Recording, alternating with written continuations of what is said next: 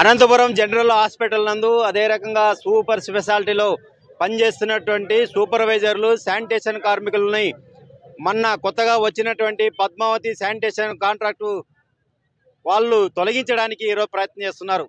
ఎంఓయూలో ఉన్నటువంటి నిబంధనలకు విరుద్ధంగా ఈరోజు కార్మిక చట్టాలను పక్కన పెట్టి అదే రకంగా ఈరోజు తొలగించడానికి ప్రయత్నం చేస్తున్నారు. గత 20 సంవత్సరాలుగా పనిచేస్తున్నటువంటి కార్మికుల్ని తొలగించడం అనేది సిఐటిగా చాలా తీవ్రంగా అన్యాయంగా వ్యతిరేకిస్తున్నాం. ప్రభుత్వానికి కలెక్టర్ గారికి చూసి చెప్పాం. ఎంఓయూలో నిబంధనలు వ్యతిరేకంగా కాంట్రాక్ట్ వ్యవహరిస్తున్నారు. కాంట్రాక్టులు తన వ్యక్తిగతంగా నోటీసులు జారీ చేసి ఆ రకంగా కార్మికులు మానసిక ఆందోళనకు గురి చేసేటువంటి ప్రయత్నం చేస్తున్నారు. ఇటీవల ఒక కార్మికురాలు హాస్పిటల్ పైకి ఎక్కి ఆత్మహత్య చేసుకుంటానటువంటి ప్రయత్నం చేసినటువంటి ఉంది. కార్మికులందరూ కూడా కిందికి దింపి ఆమెకి నచ్చజెప్పేటువంటి ప్రయత్నం చేశారు. స్థానిక ఎమ్మెల్యే గారికి అదే రకంగా మంత్రి గారికి అందరికీ కూడా విజ్ఞప్తి చేస్తాం.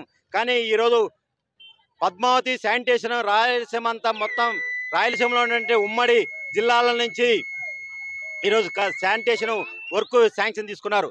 గతంలో ఎవరు అధికారంలోకి వస్తే వారు కాంట్రాక్టర్లు ఉండేటువంటి పరిస్థితి ఏర్పడుతుంది. మేము ఒకటే అడుగుతున్నాం, ఇది ప్రజాస్వామ్యమా కాంట్రాక్టర్ల ప్రభుత్వమా అని చెప్పేసి మనం అడగదలుచుకున్నాం.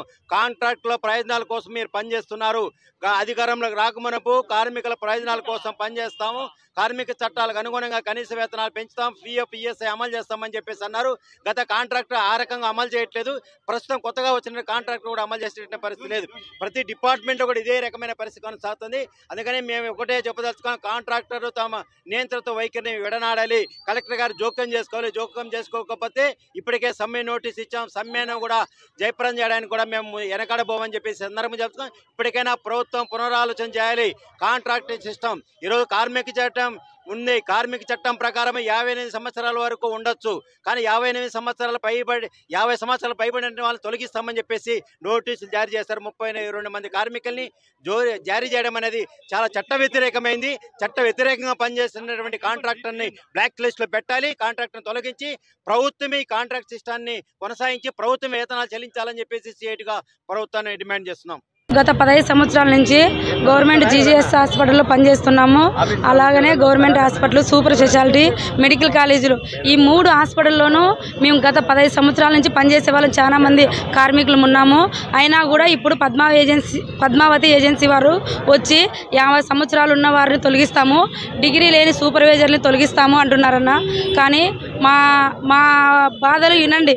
గతంలో ఉన్న 5 పద్మా ఏజెన్సీ రాకముందు A1 కంపెనీలో జీతాలు లేకుండా, పిఎఫ్ ఈఎస్ఐ లేకుండా కూడా మేము అట్లే పోరాడి పనులు చేసినాము. ఇప్పుడు పద్మా ఏజెన్సీ వచ్చి మమ్మల్ని తీసేస్తానంటే మేము ఎక్కడికి పోవాలన్నా